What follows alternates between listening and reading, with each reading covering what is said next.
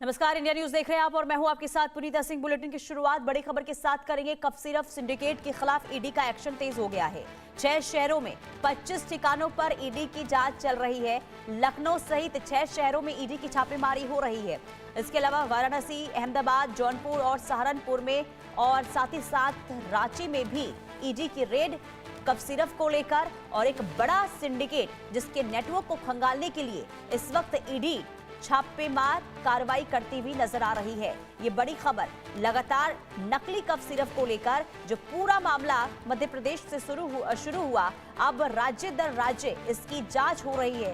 दायरा अब जांच का बढ़ा है। उत्तर प्रदेश के कई जिलों में इस वक्त ताबड़तोड़ छापेमारी चल रही है। इसके अलावा रांची में भी ईडी का एक्शन देखने को मिल रहा है।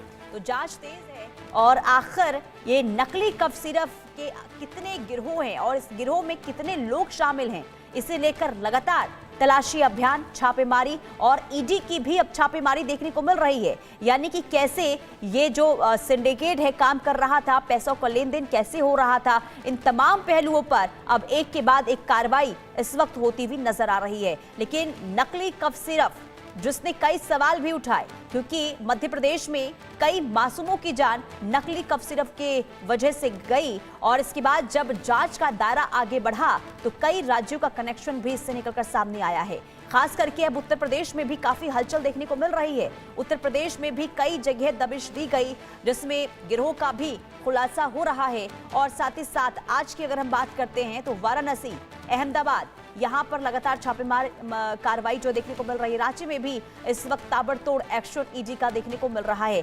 6 शहरों में 25 ठिकानों पर ईडी की इस वक्त कार्रवाई जारी है, जिसमें लखनऊ सहित 6 शहरों में कार्रवाई हो रही है। वाराणसी में भी, अहमदाबाद, जौनपुर, सहारनपुर, इन तमाम जगहों पर अब ईडी जो है खंगालने की कोशिश कर रही है कि आखिर इसकी शुरुआत कैसे हुई, यानी कि कफ सिरप बनाने की शुरुआत कैसे हुई, नकली कफ सिरप को लेकर कैसे अब इस पूरे मामले को लेकर तमाम चीजें अब निकलकर सामने आती है। इस पर सबकी इस वक्त निगाहें टिकी हुई है कि आखिर इसका सरगना कौन है, इसकी शुरुआत कैसे होती है, आखिर कैसे मध्य प्रदेश से होते हुए उत्तर प्रदेश से लेकर अहमदाबाद, झारखंड तक ये पूरा मामला पहुंचा है। अब राज्य दर राज्य इस पूरे मामले को लेकर तहकीकात जारी है और सवाल ये कि आखिर इसमें कितने गुनहगार शामिल हैं, आखिर मध्य प्रदेश में जिन मासूमों की जान गई है आखिर उसकी जवाबदेही किसकी है, आखिर उसका जिम्मेदार कौन है, क्योंकि मामला बहुत बड़ा हो चला है और ऐसे में इसे किसी भी सूरत में कमी जांच में नहीं आनी चाहिए। और यही वजह है कि एक तरफ सीबीआई का भी एक्शन, दूसरी तरफ ईडी का भी एक्शन और कई जगहों पर एटीएस का भी एक्शन इस पूरे मामले को लेकर देखने को मिल रहा है। तो ये बड़ी खबर आपको बता रहे हैं, जहां ईडी का एक्शन नकली कफ सिरप को लेकर। अभिषेक सिंह लखनऊ से हमारे साथ तमाम जानकारी के साथ जुड़ चुके हैं। अभिषेक, लखनऊ में क्या अभी भी ईडी का एक्शन देखने को मिल रहा है, क्या है अपडेट वहां से?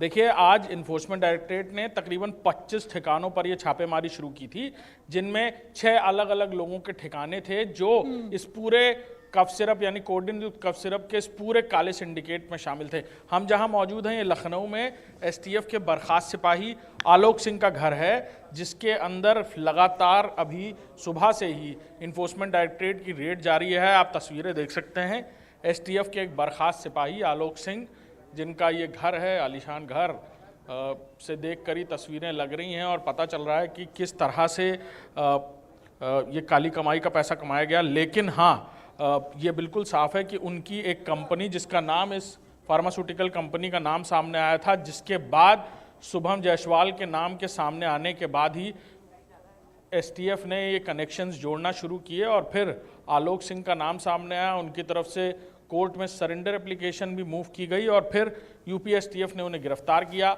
आलोक सिंह के साथ साथ अमित सिंह टाटा से पूछताछ भी हुई थी रिमांड पर लेकर। उस पूछताछ में भी कुछ बातें निकलकर सामने आई थी और जिसके बाद ईडी की ये बड़ी रेड पूरे प्रदेश भर में कंडक्ट की गई है। तकरीबन 25 ठिकानों पर ये रेड चल रही है। आज सुबह से ही अंदर आलोक सिंह के परिवार से भी जुड़े हुए कुछ लोग अंदर मौजूद थे, जिनसे पूछा जा रहा है कि कौन सी शेल कंपनियां थीं, किस तरह से प्रॉपर्टीज़ क्या और ख़रीदी गई, ये काम कब से चल रहा था और कैसे इस पूरे बिजनेस में ये इन्होंने शुरुआत की, इस फार्मास्यूटिकल कंपनी से जुड़े हुए और कौन लोग हैं, कितने प्रदेशों से ये पूरा सिंडिकेट जुड़ा हुआ है और किस तरह से ये नेटवर्क इतना फलता फूलता रहा कि इसके तार बांग्लादेश तक जा पहुंचे और बांग्लादेश में इसकी सप्लाई होने लगी एक नशीले ड्रग के तौर पर, जहां पर ये कई गुना कीमतों में बेचा जाता था और जिसके चलते करोड़ों अरबों रुपए की कमाई ये पूरा सिंडिकेट लगातार कर रहा था। इतना ही नहीं, सूत्रों के मुताबिक ये भी पता चल रहा है सूत्रों के मुताबिक कि कुछ लोग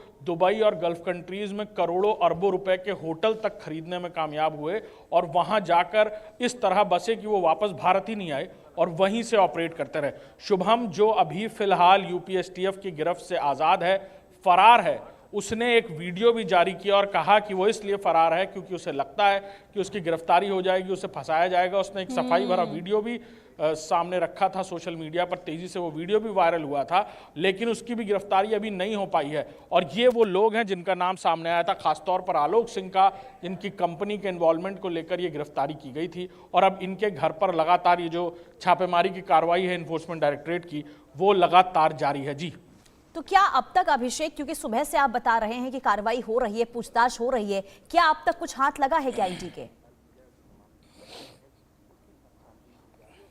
अभिषेक, देखिए, घर में जो परिवार के लोग थे उनसे पूछताछ की जा रही है जी, और जो दस्तावेज थे, यानी इस कंपनी के अलावा जो उनका बाकी कारोबार था उससे भी जुड़ी हुई जानकारी इन्फोर्समेंट डायरेक्टरेट ले रही है। आपस में क्या कनेक्शंस था, यानी जो ट्रेल है, पेपर ट्रेल है, उसे खंगालती है इन्फोर्समेंट डायरेक्टरेट। उस पेपर ट्रेल से जुड़ी हुई जानकारियां यहाँ ली जा रही हैं। परिवार के कौन लोग साथ में बिजनेस में इन्वॉल्व थे उनसे पूछताछ की जाएगी। घर में जो डॉक्यूमेंट्स हैं वो खंगाले जा रहे हैं। प्रॉपर्टी और लैंड्स जो ली गई आलोक सिंह द्वारा उनको भी स्कैन किया जाएगा कि वो किस समय पर, कौन से साल में, कब खरीदी गई, कहीं वो इसी काली कमाई से तो नहीं खरीदी गई। ये वो सारी बातें हैं जो इन्फोर्समेंट डायरेक्टरेट की जांच का विषय है। जी, बिल्कुल जांच का विषय है, जांच हो भी रही है। अभिषेक, आप नजर बना के रखिएगा, तमाम अपडेट्स आपसे लेते रहेंगे। फिलहाल के लिए बहुत शुक्रिया तमाम तस्वीरें हम तक पहुंचाने के लिए। आगे बढ़ते बात अब उत्तर प्रदेश